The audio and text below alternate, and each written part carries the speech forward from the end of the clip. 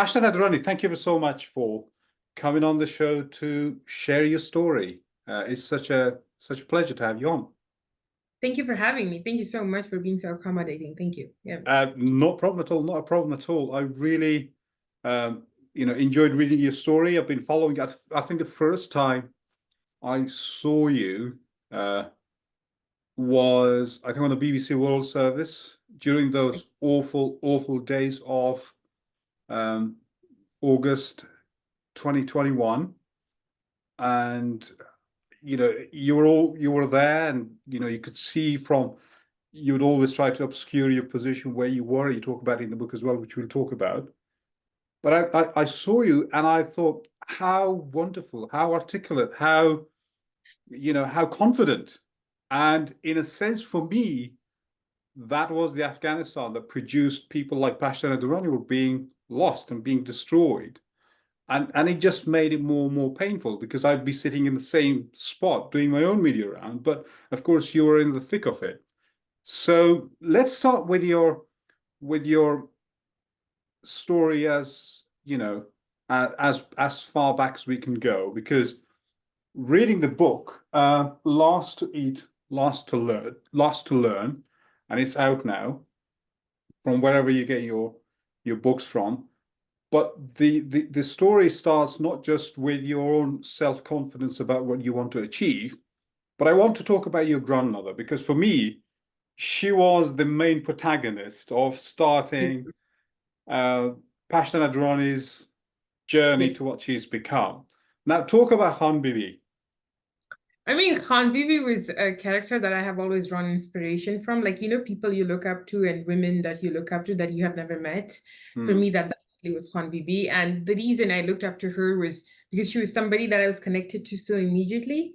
But also, she was the one who sacrificed for everything that I have today. If I'm sitting and I'm going to grad school, or if I'm doing something, it's because she took that step that day or that night. And when she left, like, well, my grandfather married for the second time because they had an argument. And I think it was unheard of back in the day that you would just move away from you would leave the house if your husband got married for the second time, and it was because of an argument. And she did that, and all her kids left with her. It was not like somebody was back behind and somebody left. No, everybody left with her. And the most important part for me is that she didn't ask them to do any labor, don't do anything. She literally told them that they all should go to school and she's going to take care of everything, And she didn't do that only with sons. She did that with sons and daughters. And that sort of is extremely important to me, because she inspired my dad to become this person who extremely believed in feminist leadership. And then even before me, he believed in his little sister's education. So it's not like he had a daughter and all of a sudden he was like, oh my God, I need to educate all girls, Like he went, your late father, we'll talk about, went through a lot of troubles because of you. So yeah. So like, he sees his mother in this place where she's making decisions and she's making sure that he gets to go to school. His sister gets to go to school. And then my aunt went through this horrible divorce. And then my father made sure that she ends up in a good school, even after everything that has happened. And she might not have been in the right mind to even study, but he forced her to do that. And then I'm born in the meantime, where Afghanistan is going through this turmoil. And for him, there is no question about it. And before me, I had many cousins who were also sent to school because of my dad. So it's like the tradition continued. I was just part of it. I was like, maybe I was lucky enough to get all the recognition for all of the hard work that we have done. But it definitely was something that was started way before me. And it was started because of her. Because my grandfather, mind you, was somebody who fought for the Mujahideen. Who was also very protective of how he thought about the women in his family. And also, his idea was that women should stay at home. That was his idea. And that is the reason, because I thought about Khan Bibi and I thought, you're a tribal elder, and then your wife rebels against you and takes your children with her as well. And that's such a brave thing to do. Now, your tribe comes from the Boldak area, so in Kandahar, the Balk area. It's Maruf, but we were moved to Boldak in the past 20 years.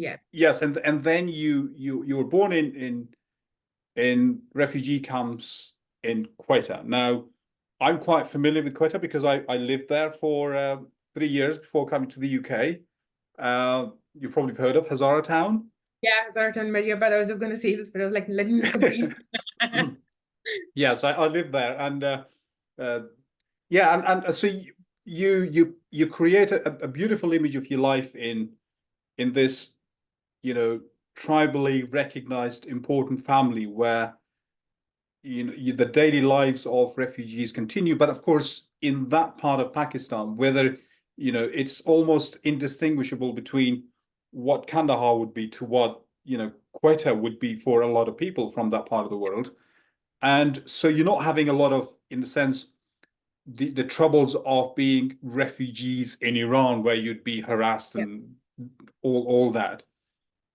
So you were born there, and then the change comes with 9/11, and of course your father leaving to go and fight. Yeah. Was your father part of the same campaign group which was helping Hamid Karzai in Kandahar? So Yes. he went to fight, and also the twist in the book and the story is so unexpected, where the story is quite, in a sense, heroic, and he knows his place as a tribal man. He goes to Afghanistan to liberate the country again. And then you get that awful, awful news where the family mourns for days, Yeah. which I found it quite unsettling. And the way the details that you go through from the eyes of a little child, and then he appears blooded. Yeah. So, how easy was it to talk about those?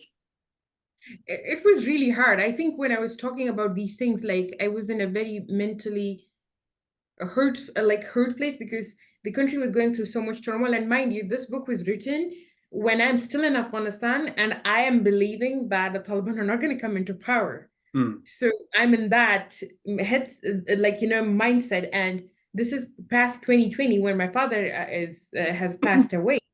And reflecting on that, I'm like, how many times did this person or this man literally dodge death, mm, because when 9/11 happened and the Americans came and everything happened, and then this whole, there were hundreds of people, and this is something which a lot of people will probably think, what? Like they won't recognize it, but I think you will be the only person who would recognize it, given you're from Kuwait, you have lived in Quetta, you mm. understand the nuances that a lot of Afghans did go back and liberated Yeah, Afghanistan. yeah, They yeah. against the Taliban. And they were normal people. They were not military people, not people who work with the Mujahideen or Parcham or Khalq or whatever. These are normal people who just fought against the Taliban to liberate it.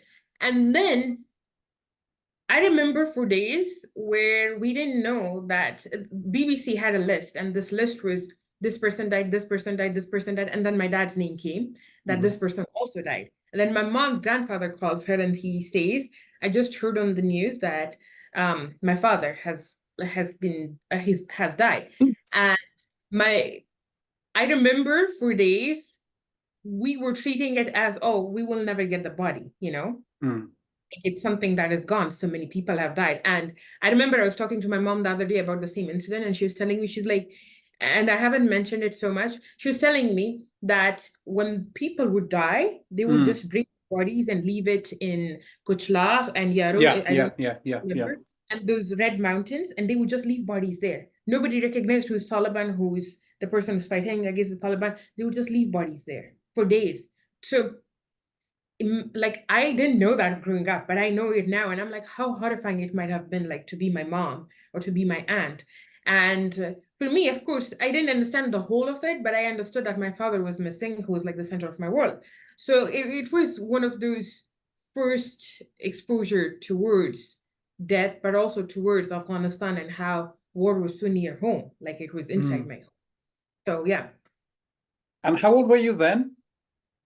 I think I was 4 or something, 4 or 5, yeah, Yeah, something. but what I also found, what's also interesting, because there was a special attention as if on you, being your father having inherited the mantle of tribal leadership, and then there was you early on showing signs of being treated differently to others. Your father was in a sense grooming you to replace you, which was one thing that really runs through the entire book is for a non-Pashtun, Mhm. it just is it gives you a lot of understanding of the tribal intricacies and the multi-layered complexities of a Pashtun tribe with its old tradition and values, whether some of them very, blatantly contradicts what we stand for and believe today, for example. Yeah. And also, going to war, for example, the Taliban, everyone, in a sense, any power that be, tried to engineer and use those power structures and tribal structures for their own benefits. Now, the reason it's important in your story is because, there is a kind of a hierarchy of belonging and not belonging. For example, there was some very poignant moment where you're listened to, your words carried more sway in gatherings, in meetings, than your mother's, for example, because she didn't belong to that tribe. And that's why kind of, talk about that, because for people looking outside Afghanistan, I did a Q&A episode earlier, and one of the questions somebody sent me was that, what is the misconceptions about Afghanistan that people really do not understand in the West? The misconception is, the biggest one is, they think Afghanistan is this homogenous country full of harmony, which is not true. You've got this centuries-old running conflict between, inter-Pashtun conflicts, as you said, the Ghiljais and the Durranis. There are. Yes, and of course, with other ethnic groups. So it's been a running saga of terror for centuries. Now, talk about that, because it's such an important, intricate thing to understand for people, because it just opens your eye up. I think for me, the understanding of a tribal system is because I personally believe that whatever there is, there's no running from it. I meet all these people, like especially the diaspora, and one thing I see is, like, for them, it's very hard to digest and accept that Afghanistan is traditional, but it's also liberal. And it has its own way of doing things. It's not going to do it all traditionally or all liberally.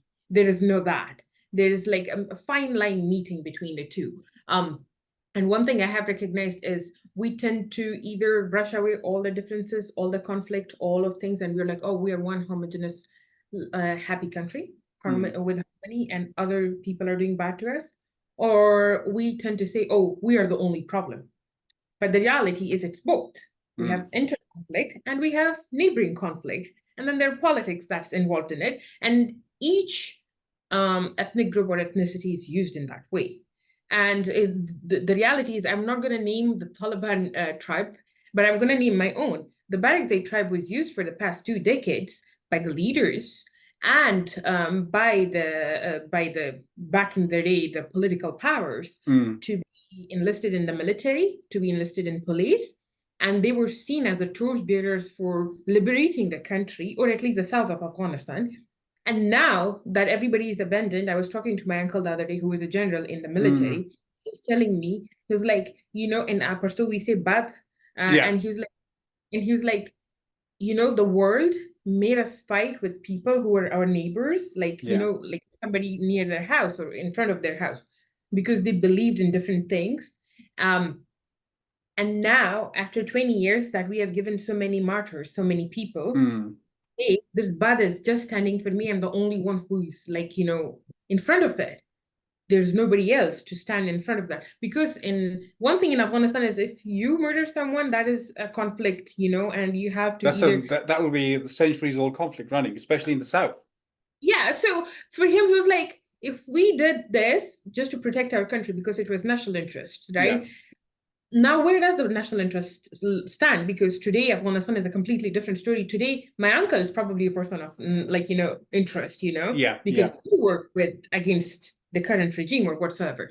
So the reason I'm reflecting on this is because the reason we have all of this is we have reconciliation, we have reintegration, and we have all of this. And this was all completely ignored, and people were forced into choosing sides. And those choosing sides today, at the end of the day, the only people left who chose those sides are Afghans, and everybody else has moved on with their lives. So tribally, the reconciliation, the reintegration whatsoever never happened, which was needed. So that's something I personally believe, and I will always stand up by. But then at the same time, yes, there are nuances that you cannot really sort of justify. It's just there. Yeah. And I understand that now. I do. My grandma had so much, the reason my grandma had so much power was because she was a Barakzai Kharzai, which is like Ah, Mehrabi family, which is like big deal within Maruf. yeah. So they're like almost equal with the Taruzai Barakzais, which is us. Yes. And she had the same drill, and her brother was powerful. He was like the Khan of her side of the Yeah, yeah, tribe, yeah, yeah. her side of the district, and her dad and her grandfather. So they were like big deals. So my grandfather definitely had that sort of complex now that I look at it. So the reason I'm trying to explain this, and my mother, who came from a very normal background, a very normal Yeah, household, yeah. and a hacker, she doesn't even understand the first thing about it. She doesn't, she still doesn't. I was talking to her right now. She was an She was outsider to the whole thing. she was, and she was not accepted into it. And now when I talk to her and everything, it's she still doesn't want to understand it, because she's traumatized by it. And I Yeah, understand it yeah. why. So that's the reality of it. That you cannot run from it, and you cannot say, "Oh, no, we accept each other, we love each other." No, not at least in my part of the world. We Hmm. don't do that. You're examined, you're seen, you're tested, and if you do good, you earn that trust, then sure, you're welcomed. But you'll never have that sort of in with people Hmm. that you and that's one of the reason the people ask me how do I get to do the work that I do, and I'm like, because I have the in, I have the in Hmm. people who I can call in the middle of the night. I can tell them, can you do this for me, and they will do it for me, not because I'm paying them as an employee, no, because they know where I come from, who my father was, who my granddad was, and they know how they're related But to me, you're being taught all these intricacies, not just through your mother, your grandmother, but also through your father and your uncles, Yeah. Oh how yeah, to definitely. how to maneuver all these things, because you grew up to become very effective, I suppose very skillful, uh, very tactful, I suppose, to find your way around and also find all those necessary compromises. Especially, it is very difficult to work on in those areas, as Afghanistan has always been. But there's a streak of um, rebelliousness in you that comes across in the book. Now, you put yourself in trouble often, you put your Yeah. father in trouble often. But there's this contradiction. You mentioned your uncle. Now, you were very much, your father was the stalwart pushing you to go to school, and you do that as well, and get involved in fighting, change school, and all that. But there's always this outside pressure from inside and outside the family Yes. to stop you to become Oh yeah. educated, to stop you or to force you to dress in a certain way. How did you feel about those things then?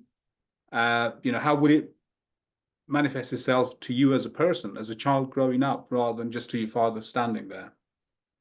I think growing up, I never understood how was this alien concept within my own family, where my aunt was educating kids and girls, where we had girls within our own house were getting educated, but somehow my education was like always the question, because I was getting educated in a boys' schools, and then I was coming back and educated here.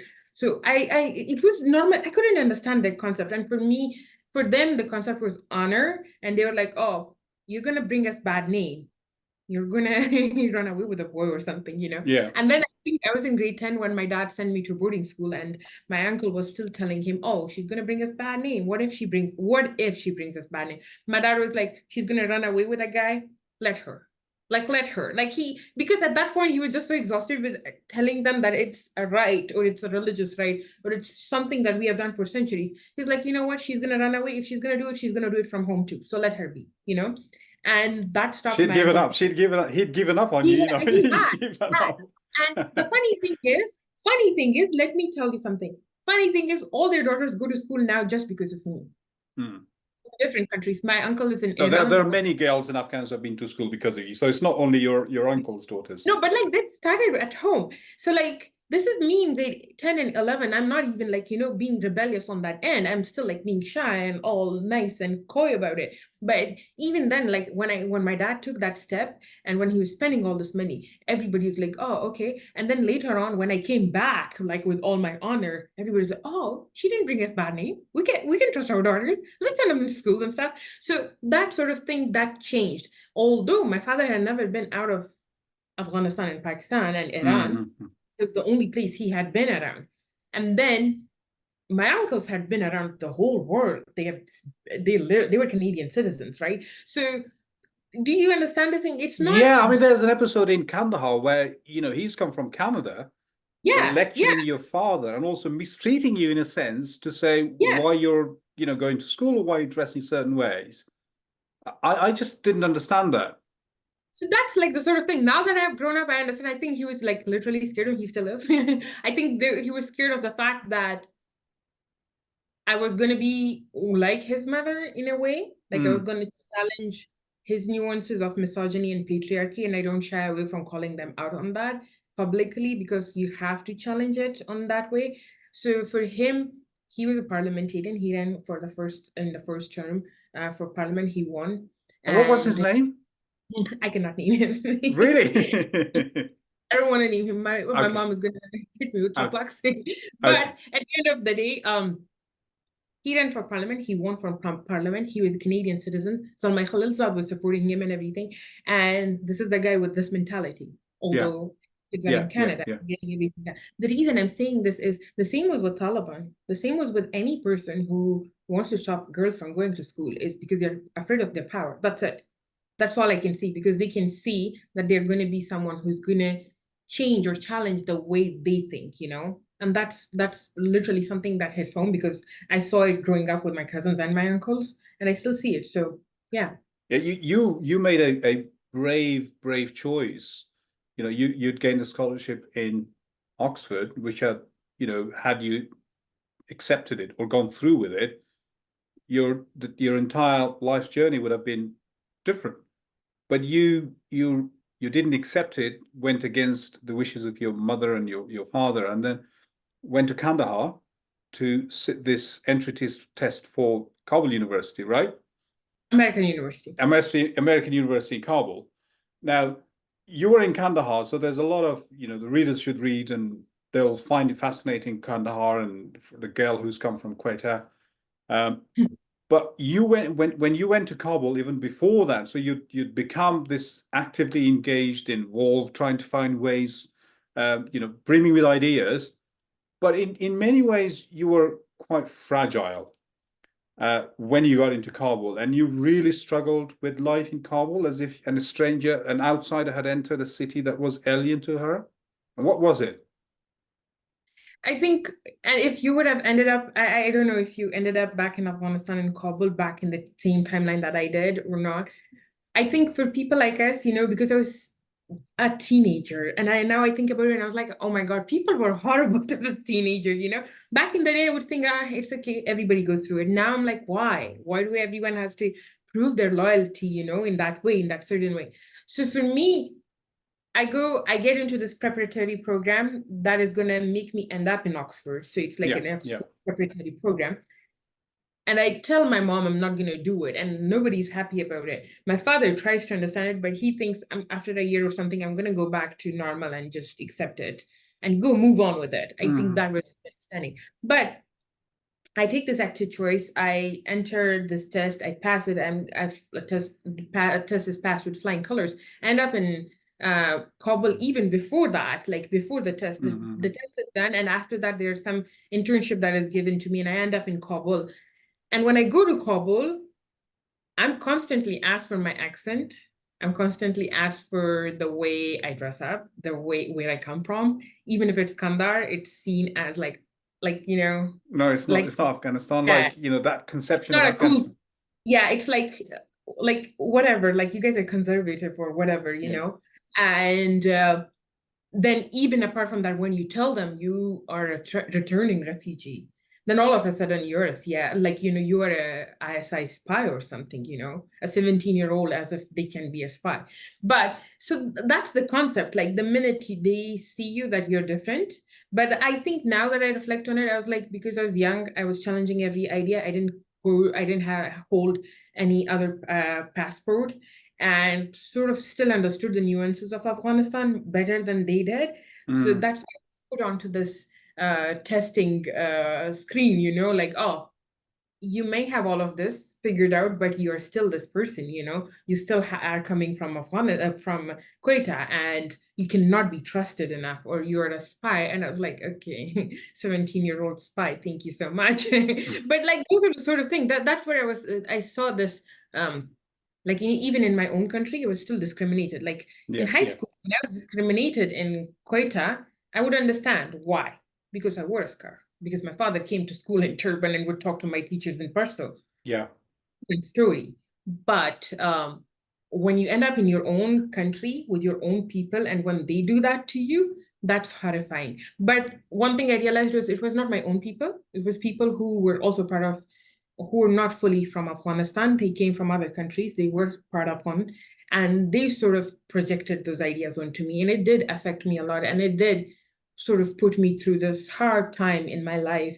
And a lot of doors were closed on me when and I don't shy away from telling the reality. This is who I am. This is where I come from. I don't want to shy away from it.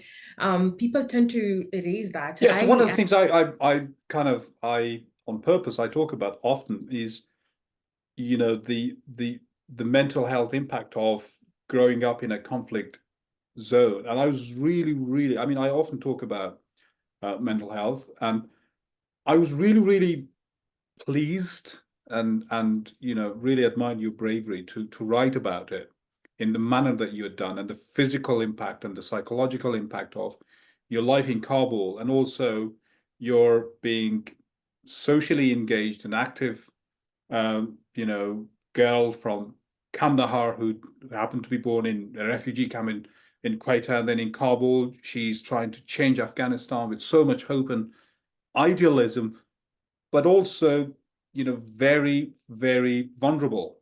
And there was this public gathering where you're speaking, and then an attack happens. And I'm, you know, just talk about that, because it's so graphic in a sense, but of course it tells the readers something about Pashtana and the way she's, you know, the way her character develops at that age. Because, you know, the reason I say that, because what happened afterwards is that's happened to you, but then the public reaction, the relatives' reaction to that. Just talk about that. Yeah, I'm in Kabul and I'm an activist, so I definitely have to, like, you know, be on those fronts that I believe in, and I should be there. And I personally think people who just say stuff and don't do stuff are not very good people to follow. Not that I want you to be followed, I just want you to make sure I make my point, and I do that out of spite all the time.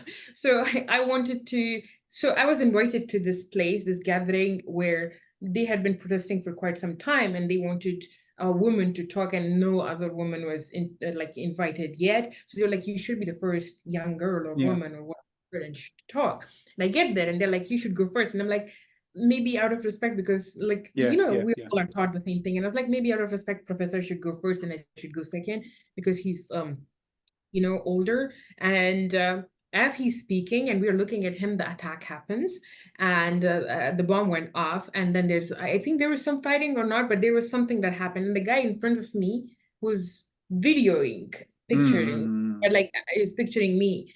He's in front of me, and he just, like, you know, goes down, and he died. He died. We tried to take him out. We get him to the hospital. A lot of my friends were involved in that and all of that.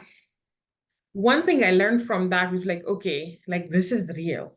This is what my dad ended up in, and this is what I don't tell my family for the longest time. My father hears it from a friend of him on Facebook. And then other people get to know, and there is a video, I think it's still out there. So when the bomb goes off, one of my friends says loudly, he's like, Pashtana. So like when he screams Pashtana, the video is on Facebook. People get to hear it, and they're like, this is probably this person that we're talking about. And they forward it to my dad.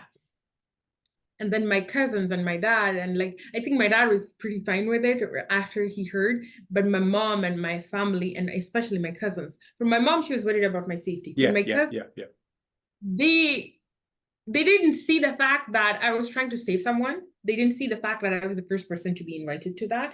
They didn't see the fact that it was so real. And that's the reason we should be talking. The only thing that they saw was what was my picture on Facebook and why were men talking about me, who was at this place, and why this when this blast happened. He's like, I remember my cousin telling me, he's like, oh, if you would have died, it would have looked nice if we were pulling you out of this, And I was like, okay. Damn, that is I was horrible. like, okay, nice, cool. Teach his own. But yeah, that's something that happened, and that's the reality of it, and that's the reaction to it.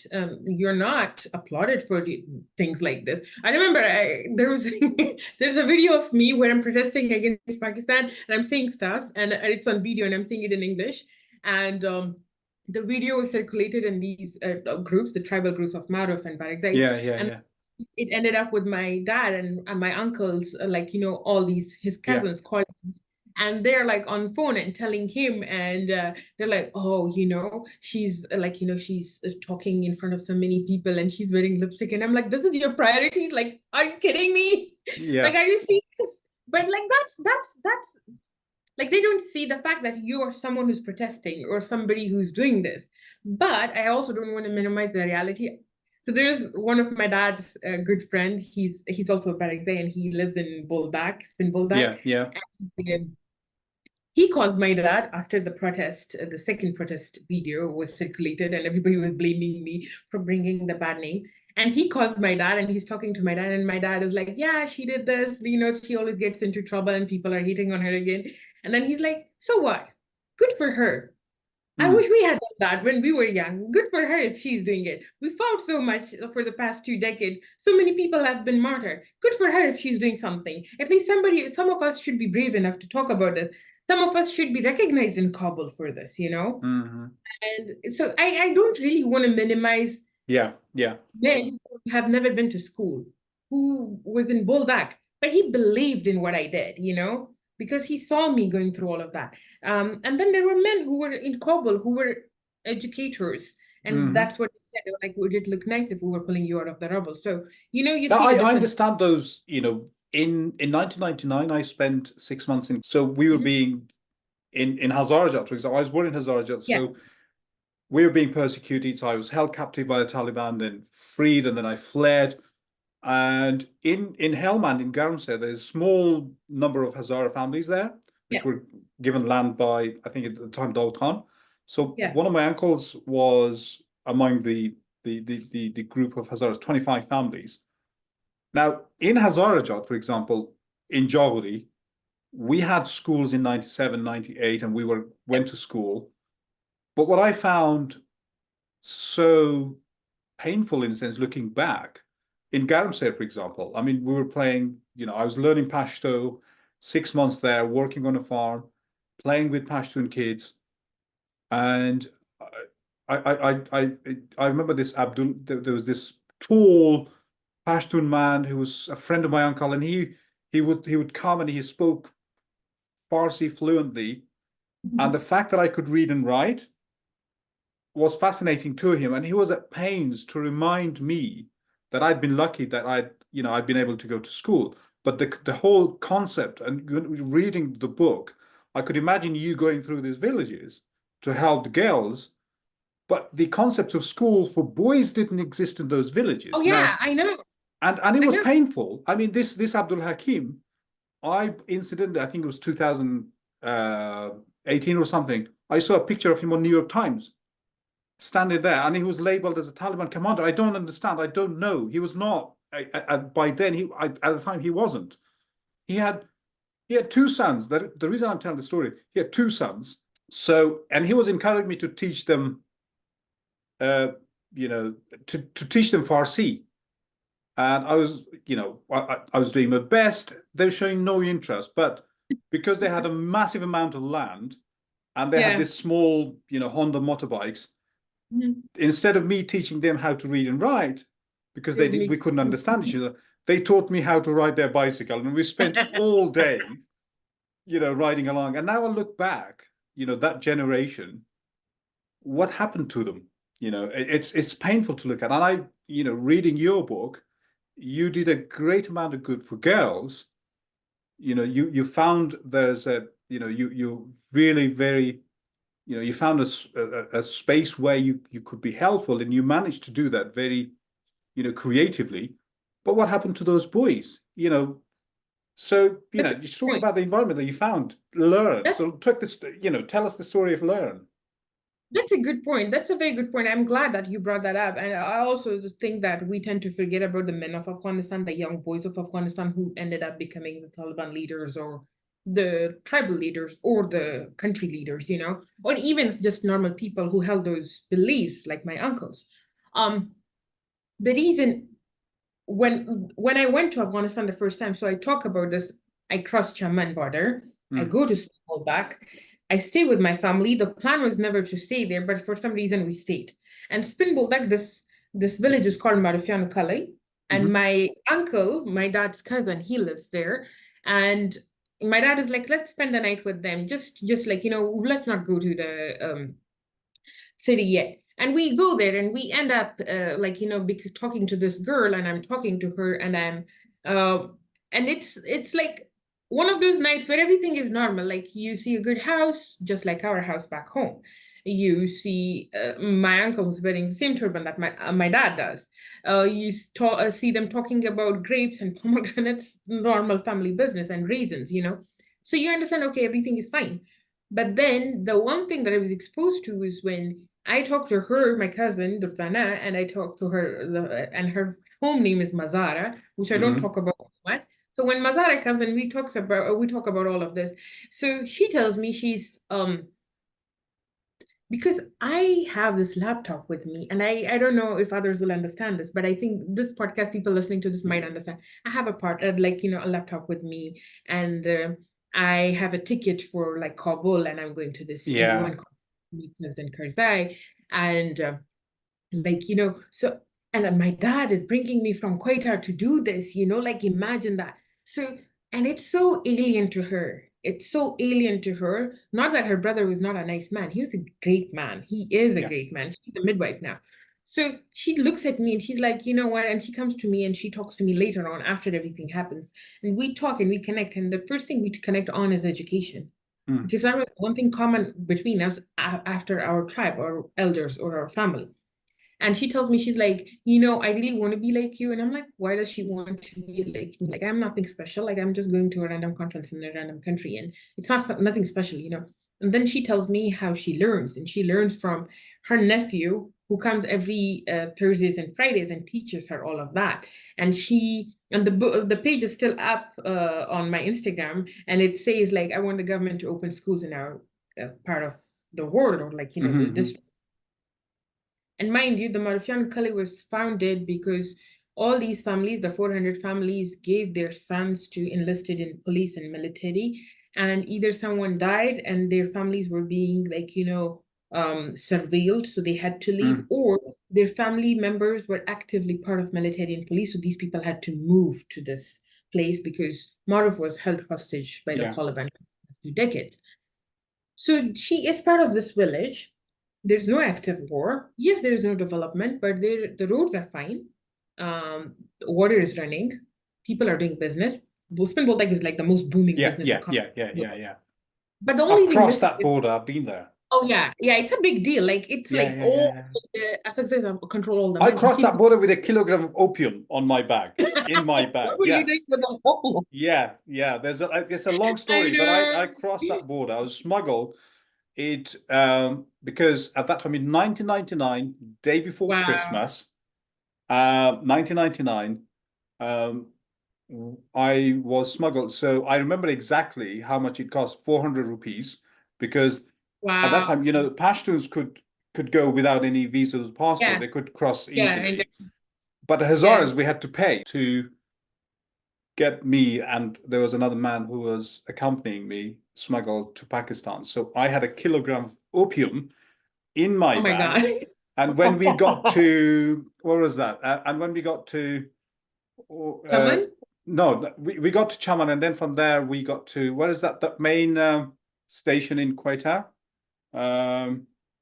It's got a kind of, the name doesn't come to mind. The main. So we arrived in Quetta. There was this specific place where we arrived, and then we went to stay somewhere the night. The next day, the man who was accompanying me stole the opium, sold it, and run away Oh with the money, and no, I got that's nothing out of it. So disastrous. Oh no. I mean, it was good money. It was good it was money. good money. Yeah, it was good Yeah. money. So so I see everything. The uncle who later on like told Mm, my dad, so what if she did? He has like this petrol pump, and it's like everybody's doing good money, good business. Everybody has good cars and everything. The only thing missing is a girls' school, a boys' mm, school, actually, the one that you were talking about. But boys have school from grade 1 to grade 6 back in the day when I was talking to her. And her nephew had studied from that and then went to um the city. So when I ask her, I'm like, there's no school. And she's like, no, there's no school. And I'm like, okay, maybe because, like, maybe she doesn't know. Maybe that's impossible for me to imagine that there's a district without a school. So in my ignorance, I'm like, oh, okay. And then I talked to her more. Her mom had passed away because of cancer. So I talked to mm. her further, and she wants to be a doctor. And I'm like, okay. So in my head, I'm like, okay, I'm just going to help her get into a school. That's it. Like my Yeah, dad does that for these girls. I can do it for her. I'll ask him. He will do it for me. So that's in my head. And then I come out, and then I talk more to her brother. I understand the whole family situation. That's where I realized, okay, I have to do much more than just talking to my dad. I have to help her actively every day. So we come up with this plan where I tell her, I'm like, you have access to phone. Your brother is going to give it to you. I can call you. We can talk about this. I'm going to send you material. You can study from it, and then when time is right, I'm going to talk to your brother, and we're going to send you to Kandahar. And this is all just in that 24 hours. I'm thinking yeah, about yeah, all yeah, of this. yeah, yeah. Now, if you talk to me now and say that I would do this, I would be like, how stupid. Like, how can somebody listen to you? But I did it, and I made it happen. So I talked to her. We leave for Kandahar city. Throughout this year, we do everything that is needed for her to get educated on that level, to enroll in that grade 8 school level. They move their whole family because of it. And I tell them that it's important. There are so many opportunities. She could end up like, getting a Fulbright or whatever. So like I'm literally forcing their hand into this. They're like, oh, okay, the boys are already there. Let's just move for the girls. So everybody's gonna be there and they can afford it. So they do it. Again, within the 1 week, she calls me. She's like, I don't want to be here. I don't want to be in this school. I'm like, how dare you? How dare you do this to me? And then by that time, I'm interning at this nonprofit in Kabul. And for me, I'm like, okay, I'm gonna end up becoming a parliamentarian leader or something of some sort. I'm so full of myself, by the way. And then my dad thinks I'm gonna be a diplomat. And I'm like, what was he thinking? Anyways, long story short, she calls me. I come back to Kandahar. I talk to her. And I'm like, listen to me. Maybe the first few days are hard, but it might be get easier later on. And then she's like, no, you won't understand. Let's go to school and you will understand. And we go to school, we talk to the teachers, and I get to sit in some of her lessons. And then I understand it's not her not being able to learn. It's the fact that it's a completely alien environment for her to learn in. She has learned on her own. She was not forced into timing her Yeah. learning. She was not forced into learning a certain way. She was not forced into learning from a teacher, actually. She was forced to learn from resources. So I talked to the teachers and I'm like, do you have any integration program, anything that could help her reintegrate into this learning environment? And the teachers are at full capacity in a school in a province where there are only 17, 18 public schools for 17 districts. It's practically impossible to get more schools. And each class has like 40, 50 students. Imagine that. And with different sections. So I'm talking to her and she tells me that it's practically impossible to like make time for her extra or something. It has to be someone who's doing it outside, and we don't have the capacity. We're at full capacity. And that's where I talk to all my other friends, family, cousins, people I was not even related to, people who came from the same district, people who came from Daman or like Yeah, whatever. yeah, yeah. And after research, I get to know that, okay, we need to have a space that reintegrates people from the rural tribal life into the schools, because we might not be able to win the war or be able to help in that way because we are young kids, but we can at least do something that is going to reintegrate them into this sort of learning environment. That's where Learn came into being. I went to my dad, I asked him for money, a loan. He made it a donation. So end of story. I asked him for $2,000. He gives it to me without questioning me. He thinks I'm gonna do good, and I did. And I go to Kabul. I registered everything because we needed an entity that Yeah, worked yeah. with local, but legally. So we do all of that, and I start with Spin Boldak. I start with the same village, and then since then we have been growing. We start with 5 tribal schools, which was like tribal in a way where it was like in those regions where it was rural, but within those communities. And then with all the 18 public schools, we started with partnership. We did trainings for teachers. We did training for students. We made sure that this gap was like filled, but at the same time, we focused a lot on digital literacy resources that could be used outside of the school to educate girls and boys. So when we started Learn, the idea was not to educate just girls. The idea was to integrate every young child from all the provinces, starting from the South Kandahar, into these schools, into these public schools. So that was the idea. Maybe, yes, you cannot send schools to these areas. So we will do that for you. And then once they are up to that level, then you should accept them and give them the certification diploma and give them access to those opportunities. So that was the sort of idea and where Learn came into being. So we didn't want to do it just for girls. The girl was the inspiration, but we wanted to do it for boys and girls. And that's the reason if you look at earlier pictures of Learn, we're working with boys and girls. And we do that for some years until the Taliban take over, and then we're reduced to girls because that's the only affected group, and that's the only group that was, something that we could work with in safety, given my situation. So that's the reason we do this now. And then, you're doing such an important, inspiring work in Afghanistan, dedicate yourself to your mission, but also you're going to university. And then sadly you lose your father to COVID. And then that journey that you made to Karachi and back, and it's just so incredibly painful. But as much as it's painful, it is also, there is a burden, in a sense, a responsibility that with his passing is transferred onto you. Now you have to carry on the mantle of being the Khan of the tribe, the elder of the tribe, which again I thought was so revolutionary in a sense. Pashtana, not the boy, the girl's taken the mantle, and people accept you. And that's the thing. People accept you, and they come to you as the Khan and ask you to get things done for them. And because of your early childhood, in the sense that you're groomed by your father, put in positions where you could learn to maneuver the intricacies, you'd become very skillful in doing all that. So by the time that incredibly painful and untimely thing happened, you were in a sense, in a tragic way, ready for it. Yeah, that's actually true. I remember when I was young, I used to see my father dying in dreams, and when I used to wake up, I used to run to him and I would hug him and I would be like, I saw you dying, like I cannot believe.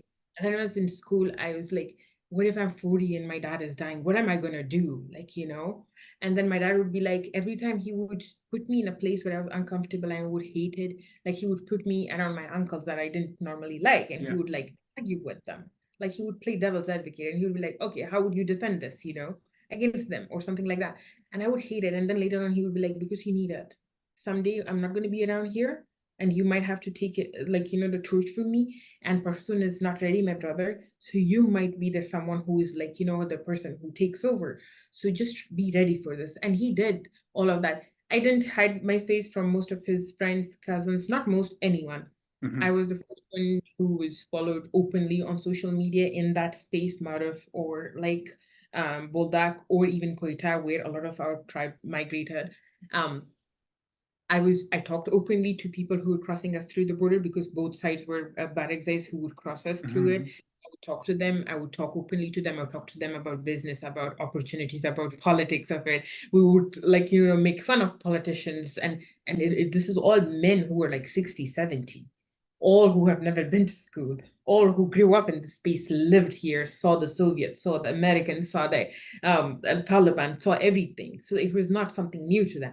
And I would talk to all of these people. I remember one time we were in Boldak, and I think I was being fussy about something, and I was complaining about something, and my dad was like, you know what, next time I'm not going to bring you. And my uncle, like one of his friends, look at him, and he's like, you should never tell her that. Next time I'm going to bring her. He said that. So there's a lot of this love, and it doesn't come out of just because I'm educated, just because I'm something else. It's all because of I'm my dad's daughter and I have the space. I'm just going to be honest. That's nepotism, but that's the reality. And also because not everybody is going to respect somebody's daughter or love her or give her that space. It's also because my dad did good on his name, on his word when he was needed. So they respected him enough to be for me to welcome it. And I remember when he passed away, for me it was very hard, but I didn't cry. I took control of everything and I did all of that. And then I remember I was still not ready for it. So I go back to school on the 4th day of his passing because I'm in summer camp. And I continue learning and I continue working. And I sort of want to shut this thing, this noise of like my father passing away. So I'm working full time and I'm studying and I'm doing everything. And I remember people calling me. They were like, oh, your father didn't die, so you didn't become orphans. We all became orphans, like the whole town became orphans, you know? And then there were times where I had to make decisions, where there were times where people would reach out to me because their son was injured in a mine attack, and the people in Charsat and Kabul wouldn't admit that. Yeah. So I had to like make calls. There were times where people were dying of like, hunger, or people who were being surveilled. So we had to find them spaces. There were people who, during war, when the Kandahar was under siege, when Helmand was being bombed, people who were Barakzais, random people who would call me like, can you help us with this? Can you help us with that? And it was not a question of like, oh, can you do this because you have all of this? No, because it's your responsibility. And I remember before all of that, when my father had passed away, it had been a few months. And this was the most profound moment for me. I go to Spin Boldak. My sister is sleeping in the back of the car. I'm on this side of the car seat. And this old man, he's also a Barakzai. He has invited us to his place, and I have been keeping it off. So I go in the evening, and I'm like, I'm already here. Let's just go to him and meet him. And they opened the window, and he looks at me and he puts his hand on the car like window seat, and he looks at me and he's like, you're gonna take over your father's place, you're gonna be like him. And when he's saying that, he cries, he tears up. Oh. And I'm like trying to shake my sister, like, wake up, look at this man, what is he saying? And my sister is sleeping, so the driver and me, I saw that. And I went to their home, and they welcomed me and they showed me around, and I talked to his son and I talked to his daughters, and they all loved me. And then I talked to his sister-in-law, and when I was talking to all of them had one thing. They loved my dad so much that even after his passing away, they saw him and me and they wanted me to be follow his legacy or be part of that. So for me, that was a profound thing, because in Barakzai is a big tribe. It's the largest Pashtun tribe out there, and it's the most organized one too. So, and there are a lot of leaders based on districts. Yeah. For Marufian, for the people of Maruf, and for the people of Salesun, my dad was something that they looked up to. And the people of that district and that space expected the same thing out of me, and they still do. There are times where I get calls in the middle of the night where there are people, they're like, oh, we need help with hospital. We cannot go to Kandahar. Give us another place where we can go. And my people have to do it. There are times where somebody is stuck in Koita and they need to get to someplace else. There are times where I have to pay for someone's medical bills. Or there are times where I have gotten on phone where, because there was a whole lot of problem between the two elders who are like 60 now. Last year this happened. Both of them were like, fighting over money. One had given another money, and I had to get on a call, and I had to make it like, I had to resolve it with my brother and them, and they had to listen to it, and we had to write it And down. how has the Taliban's return? I mean, the Taliban, of course, used the same tribal intricacies for their own advantage, and of course, the government used the same thing. You had, for example, General Razik, he belonged to one tribe, and then the opponents belonged to another tribe, and these ethnic intertribal rivalries have been going on for centuries. So it's not a new thing, as if it's been discovered just now. Oh, no. And so, how has the Taliban's return? Because I did I read somewhere in a report where the tribe that Mullah Akhundzada belongs to, they were kind of being persecuted, or they were the ones that they're under pressure by the government at the time, and now that they have taken over Kandahar and the supreme leader belongs to them, they've taken almost everything. And one other thing somebody showed me, I learned this as well from my time in Helmand, because there was also two big tribal elders in Garamsey. One was, his name was Mansour. Yes. The other one's Shah Ali Khan. So they were the two pillars of the communities. So, and they were always, although, you know, they had links with the Taliban at the time, it was 1999. But I understood from then on that how this tribal things work. The reason and one of the things that fascinated me was Mansour had his wedding party, but the wedding party for his son.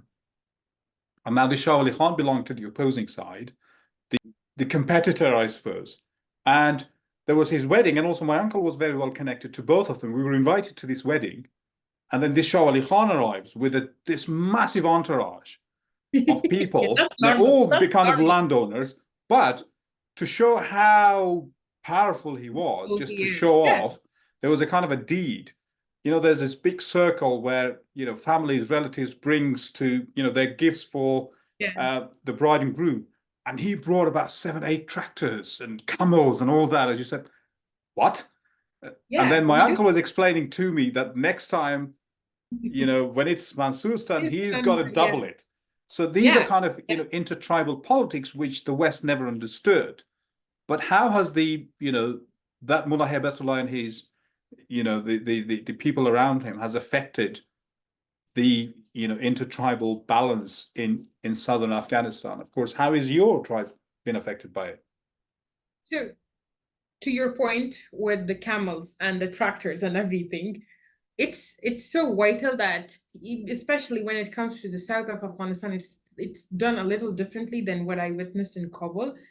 So if somebody dies, and if you don't go with a lamb or with a buffalo or a camel, you're not respecting their death. You know, you're not Yeah, sort of offering something in now that they have lost someone, not because you're feeding something and feeding the people at his house because he's at this horrible place in his life. yeah, yeah, The yeah. same happens when somebody's getting married or something like this is happening. You have to be there for them. You have to offer that. I remember there was I'm not going to take, there was a Popal Khan Mm-hmm. who was also murdered later on. He was murdered in a bomb blast. And what he used to do is he used to sit on this sort of couch, but like Yeah, yeah, korbacha or what it's called toshak. And he yeah. used to sit on that and there would be money under it. And people would come and tell him like, oh, I have this problem. My cattle died, or like, my daughter is having problems, or my son is having issues and stuff. And then he would just like, take out Lift it the sack to and Shaka. just give him the money. Yeah, and give him the money. And he's like, I cannot resolve everything, but I'm gonna solve some of your problems. Mm-hmm. So he was like the sort of godfather, or like, Yeah, yeah, the yeah. man who would do that. And then women and people would come to my dad where they would be like, oh, my daughter needs a divorce, but the in-laws are not accepting. And then there were times where they were literally forced into signing that divorce papers because they wouldn't. Mm. So those sort of things, those nuances, if you're making them understand in the West, people will have very hard time understanding it. They will have very hard time understanding Computing why, it. because it's hard for them to go to someone, meet them, and think that, oh, this person is good enough for me to proceed with my divorce or proceed with my money problem solves. Like this is something that people don't have understanding of, but that's what it is. That's the reality of it. You cannot just run from it. Now, coming back to your topic of a question of like the persecution that happens. Yes, in the past 2 decades, there have been times where Akhundzada's tribes, the two tribes, have been persecuted, but they were the Taliban, and Yeah. the world asked the Taliban to be hunted down. These people But they were didn't just, see themselves as being, of course, like that. So that's what I'm saying. oh, no. For them, they were Yeah, yeah, anti-imperialist yeah. forces. Of course, they see it as the same. For us, we know that they are from the we, I mean, the government side thought that they are the slaves of the neighboring countries, Yeah, yeah, yeah. that mentality. Whereas they thought that we were slaves to America and like NATO forces. So you look down on your opposing party Mm. and with political belief. So the Akhundzada's tribe, in the past 2 decades was Taliban. Mullah Mansur was Yeah, yeah, yeah, yeah, yeah. tried, this. And I'm not shying away from this, that yes, they were all hunted down and they were all sort of either taken, murdered, or held in captivity because they And of course, they literally, were not bystanders, so they killed many, many people as well. oh my So, God, they there murdered was. left and right, and it's so horrifying to see that It's not people that tend there's to. a moral equivalence. I mean, there Oh, is no, no, not. no. There was none. There was none because one part, yes, there were casualties, but was not actively burning down schools, murdering Yeah, women, yeah, yeah. murdering people. And the other side actively did that just to make a point. The current tribe that is in power, yes, they have done the same thing. They have taken lands, they have taken homes, they have taken all of those spaces that were held by these people who are from my tribe or General Razik's tribe, and they have replaced everything. And yes, I mean they have made parking on General Razik's grave, so around his grave. So, but then also there are Taliban leaders who are taking care of General Razik's mother and wife in Spinboldak, like they pay for the bills and stuff. So it's hard to make other people And it's understand just to this. understand because that will not be forgotten. So these people who are now being subjugated are biding their time. And one of the Yeah, things that I was talking to a Western official during the fall as provinces after provinces were falling. And I said, look, yeah, one of the things the Taliban are doing, you've got to be very watchful of, is look at how they treat the opponents, especially the Pashtun elders. If they yeah. humiliate them in public, the entire tribe will never forget it. They'll No, just you bide their never forget time. that. And I am gonna be honest, I will never forget the fact that more than 400 of our men were persecuted and murdered and beheaded in front of their kids in the same village that I'm talking about. I'll never forget that because those kids were they were orphaned. Those young women didn't deserve to have to become widows, especially in a country that is run by the enemies right now. So you never forget that, and they were humiliated that way. And the Taliban are not willing to reconcile on that. The Taliban are not willing to even respect the sacrifices that was made by our side. And there are times where they say, you ate Afghanistan for 2 decades, now it's our turn. They say that all the And that's a time. wrong running vicious circle that's been repeating That's itself for a long that's time. the whole point. Because yes, sure, we alienated them, but we also accepted people who came and left the Taliban. But are you willing to accept people and not murder people just because they were in military and police, just because they were from a different tribe, just because they work with nonprofits and NGOs? No. So there's a different belief, and that's the vicious cycle. That's what happened with the past 2 decades. The main government or the central government of Kabul would alienate everyone. And that's what Ghani did. He alienated everyone. He brought his minions, and they were the ones who thought that they were better than everyone else just because they were from certain And I had ethnic this, group. I've read somebody, they had this crazy belief that I'm an Ahmadzai and I just need to make sure that what the Southerners did to Najibullah Ahmadzai is not going to happen to me. So, I just got to make sure that I stand my I ground. I remember somebody who was from a different part of Afghanistan. I'm not gonna name it, but he was Pashtun, and I go to them and tell them about Learn, and I'm telling them how I need to expand to other provinces and everything, and I talk to them, and I remember talking to him, and he tells me, he's like, oh, you Southerners, you ruled us for 300 years, and even with Karzai, you guys didn't do a good job. Now it's our turn. So we really don't care about you guys. That's what he said. And he was an extremely powerful man, extremely Mm-hmm. powerful. And then we saw him fleeing with Ghani, literally with nothing. And you see the fact that that's the reality of Afghanistan, you know? Like you can be as prideful as you want, but if you're wrong, you're wrong.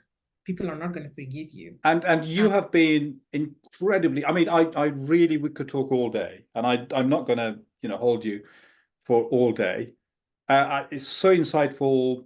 You've been so incredibly inspiring at what you do, but it was painful the way you had to leave Afghanistan, but you continue to carry on working. I'm not going to give the whole game away. People need to buy and read the book because it's an incredible read. It's beautifully written, and it's full of there's a running theme throughout the book. There's a mischievous, funny girl that does not really take herself seriously, but does an incredibly important work as well.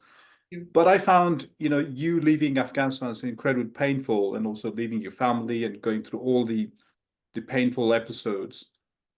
And how has been the impact now on you personally and also on Learn? When Afghanistan fell, that was, I think I always talk about it and reflect on it in therapy a lot of the time. I'm like, when my father passed away and when Afghanistan fell, it was like him dying all over again. like to back. Like he dies in May 2020, It was a and then personal tragedy. Yeah. yeah. So because that was the last thing connecting me to him in his legacy, you know, and I was there physically, you know. Not that I'm ever going to give up on Afghanistan ever. So for me, that was very hard. It was like him dying all over again, and for me to process it at the time where everything was going down. So it was very hard. But when everything happened, I had to make a choice. Either everything goes down and I move on with my life and I'm taken out and that's it, and I don't look back, which is a lot of people say the healthier way, or I continue doing what I do and what I believe in, and try and find the same, try and find the ways to be innovative about doing what I did as a teenager or now.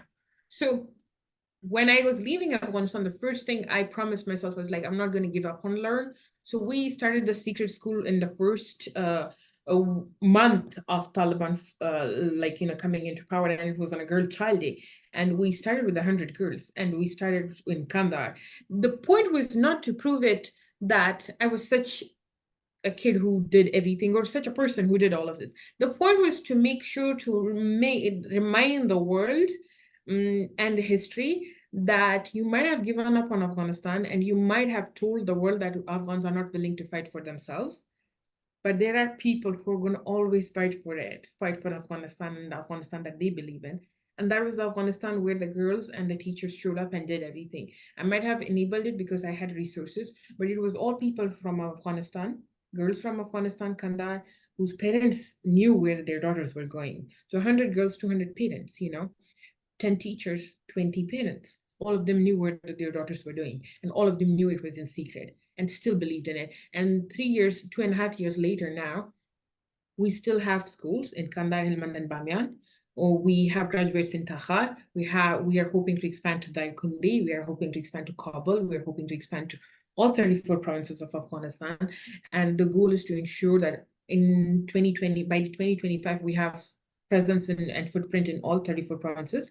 But by 2030, we have 3,400 leaders who are going to lead Afghanistan into a better way than it is today, but also rebuild it in a way that is accepting of all kinds of Afghans with all sort of things, but that is accepting of its daughters first. Because right now, today, Afghanistan is not accepting its daughters because of the regime in their policies. So this is something I continue to do. It's something I continue to believe, and I come up with different ways, but I'm not the only one. I have like 40 members team. They're amazing people all over Afghanistan. They do an amazing job with it. And I'm going to be honest, no amount of money can give you the heart to do the work that we do. So it's all out of their own love for Afghanistan or out of their love for girls' education that they do what they do. And we sort of have become family, I think. I'm going to be honest, because there are teachers that we work with, students we work with. Even before coming to this call, I got a message from my coordinator. He was telling me that this girl has qualified for a Canadian scholarship, but she needs to, yeah, and she's from Bamiyan, and she's like this bright kid who's been doing an amazing job, but she needs help with like TOEFL test payments. So just help us with that. I'm like, okay. So like, do you see the point? Like, this is something that will continue to grow at some place, at some phase. It's going to take us time. I'm in no rush. I have all the time in the world to do what I do. And I believe that whatever they did before us, we cannot be held responsible for it, but whatever we do now, we will be held responsible for it later. So I think I want to do a better job than what people before me did. Although I'm not going to dismiss any of the good things that women in the 90s did, because they give me such inspiration. There are women like Shabana who run these amazing schools, and she got educated in the 90s. She's an inspiration for me. There's women like Firishta, she runs the school in Herat. There's women like Roya who does robotics team. Like we compete with the world. Imagine that. Yeah. All these educators, and I'm going to be honest, I looked up to these girls when I was growing up. They were my heroes. They still are my heroes. If you stalk me back in the day, they were part of my Facebook photos or TV photos. So I was good in that, and I want to make sure I make good on my word when it comes to my girls or my students all over Afghanistan. Yeah. You're so incredibly inspiring. Afghanistan's so much better off with you. It has benefited because of you. And, you know, despite all that is happening, there's so much hope. And there's a bright spot in that hope. And that is and that is you. And it's been such a pleasure. Keep doing what you're doing. Continue changing Afghanistan. Um, Pashtana Durrani, thank you ever so much. Thank you Keep so doing much. what you're doing. Keep at it. Thank you. Thank you so much for having me. Thank you.